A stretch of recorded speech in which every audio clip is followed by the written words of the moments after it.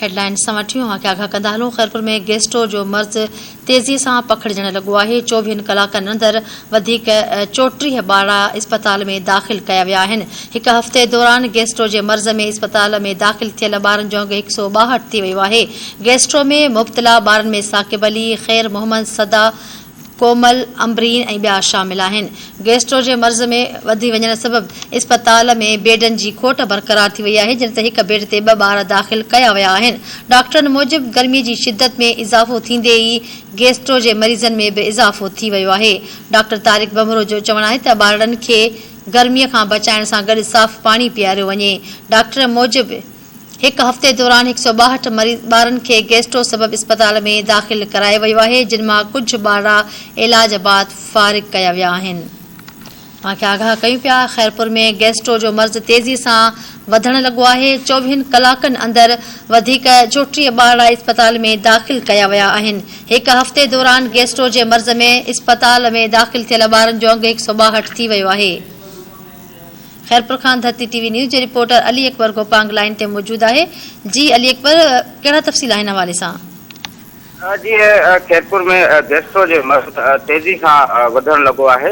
24 कलाकनि अंदरि वधीक जेके 34 ॿार इस्पताल दाख़िल कया विया आहिनि। हिकु हफ़्ते दौरान गैस्ट्रो जे मर्ज़ सबबि इस्पताल में दाख़िल थियल ॿारनि जो जेको अंग आहे उहो 162 थी वियो आहे। उन सिलसिले में गैस्ट्रो जे मर्ज़ में इस्पताल दाख़िल थियल ॿारनि में साकिब अली, ख़ैर मोहम्मद, सूबल, सदाम, कोमल, अम्बरीन, मोहम्मद, मुजाहिद, नूरजहान, जामिन अली, रुकिया ऐं ॿिया जेके आहिनि उहे शामिल आहिनि। गैस्ट्रो जे मर्ज़ अंग वधण सबबि जेको आहे इस्पताल में सहूलियतुनि ऐं बेडनि जी जेका आहे उहा खोट पैदा थी वई आहे, जॾहिं त हिकु बेड ते 3 ॿार जेके आहिनि उहे दाख़िल कया विया आहिनि। उन सिलसिले में डॉक्टर तारिक बमरो जो चवणु आहे त गर्मी जी शिदत में इज़ाफ़ो थींदे ई गैस्ट्रो जे मर्ज़ में बि इज़ाफ़ो थी वियो आहे। वधीक चयो त ॿारनि खे गर्मी खां बचाइण सां गॾु साफ़ पाणी पीआरियो वञे। हिकु हफ़्ते दौरान गैस्ट्रो जे मर्ज़ में मुब्तला 162 ॿारनि खे इस्पताल में दाख़िल कयो, जंहिंमां कुझु ॿार